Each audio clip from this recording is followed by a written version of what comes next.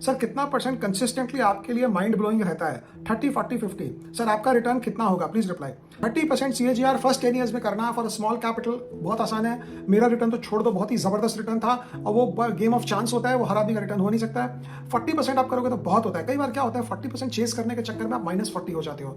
वो इसलिए बिकॉज जब आप 40% चेस करोगे तो आप रिस्क भी 40% के हिसाब से लोगे, और जब आप रिस्क 40% के हिसाब से लोगे तो आपको खुद ही देखोगे कि आप उल्टे पुल्टे स्टॉक में फंस गए। तो नॉर्मली लोग बोलते हैं कि आप 16, 17, 18% चेस करें, उसके बाद जो एक्स्ट्रा आ जाए सो आपका। तो वो हिसाब से आपको देखना चाहिए। प्रश्न है सर, इलिक्विड स्टॉक के मल्टीबैगर होने के ज्यादा चांसेस हैं या लिक्विड स्टॉक के? इलिक्विड स्टॉक है। लिक्विड स्टॉक मतलब स्टॉक बहुत पॉपुलर है, हर आदमी इसमें घुसा हुआ है।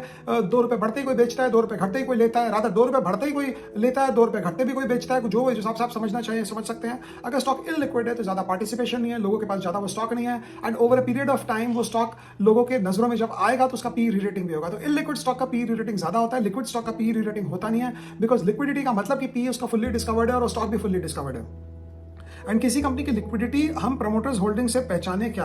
हाँ बिल्कुल, आप प्रमोटर होल्डिंग को माइनस कर दें, बाकी जो बचा हुआ लिक्विड है कि इलिक्विड है। ज्यादा लिक्विडिटी रिटेल से आती है। अगर रिटेल के पास ज्यादा आ गया शेयर, 15% का रिटेल होल्डिंग आ गया, तो आप समझो कि वो शेयर की टाटा फेस हो गई, बिकॉज रिटेल जो है वो स्टॉक को चलने नहीं देता है, बढ़ते बेचता है, घटते फिर लेता है, फिर बेचता है, फिर लेता है। इंस्टीट्यूशन क्योंकि एक इंस्टीट्यूशन के पास इतने ज्यादा 10-10 लाख 20-20 लाख शेयर है, वो ट्रेड भी नहीं कर सकते। रिटेल क्योंकि 200-500 शेयर लेके आते हैं, वो ट्रेड काफी करते हैं स्टॉक में,